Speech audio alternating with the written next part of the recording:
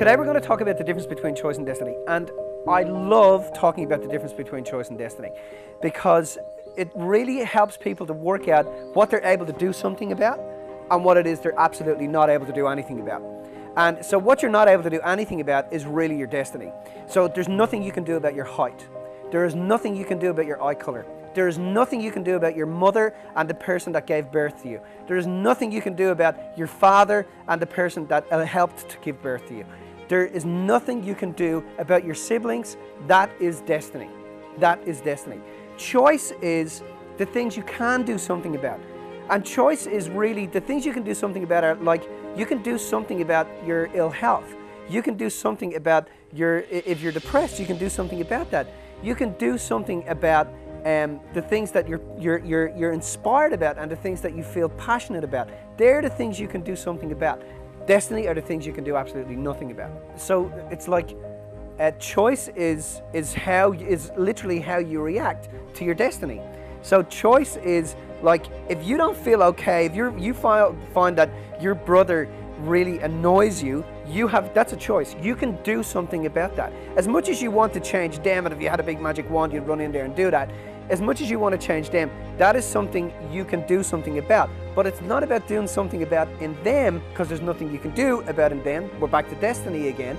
You can do something about it for you from the inside out. It starts with a couple of things though. First one is you have to get that you're the common denominator. You're the issue. If you're standing here going, my brother really pisses me off, you're the issue, not the brother, because the issue is happening in here. And the second thing is to get that you are responsible. Responsibility is about your ability to respond. Am I responding to this situation primitively? And what is the more evolved way in which I can respond to this situation?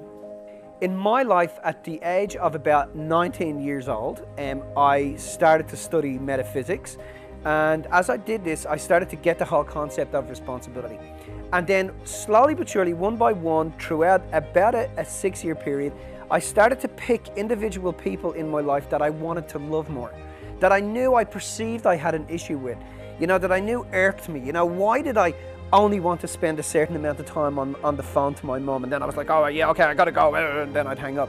Or why was it that when I was around my father, I was always trying to be right, and why was it when I was around my dad, I never felt like anything I could ever say was ever going to be enough? And as I started to study metaphysics, I started to study the concept of responsibility. I realized those sorts of changes had to happen from the inside out and not the other way around. There was nothing I was ever going to be able to do about my father, but there was something I could do about my behavior around my father. Because I realized when I was around my father, when I was around my mom, I was acting really primitively. I was acting like a 2-year-old. I was acting like a kid. So that was something that I could actually do something about. And they were concepts that I chose to do something about. So how do you do something about these things? Well, as I said, you've got to first off get that you're the common denominator. The issue is happening from the inside out. The second thing is you got to be responsible. So responsibility is, okay, you want to respond differently and you have the ability to respond differently. So one of the ways when I work with my clients or my students, one of the ways in which I get them to do that is I say, okay, what's the characteristic or trait that is piddling you off about this person? And they'll say, oh, they're really controlling. You go, okay, cool. How is them being controlling a service to you? What is it teaching you? How is it enabling you? What is it showing you mentally, spiritually, physically, financially, vocationally? How is it enabling you the fact that this person has behaved like this for the past 10, 15, 20, 30 years of your life?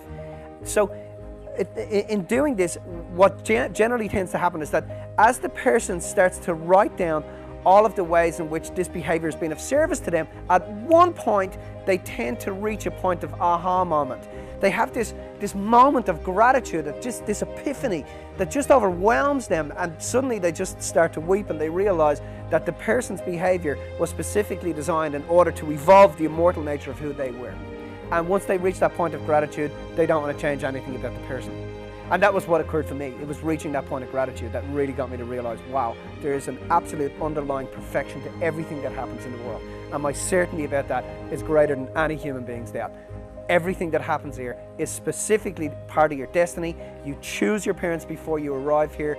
You choose your siblings. You choose your challenges. You choose what it is you're destined to learn here before you even turn up. So the quickest, most effective thing to do is write down all the things that you can do nothing about. What is your destiny? and then write down all of the things that you can do something about, that just through pure choice you can do something about.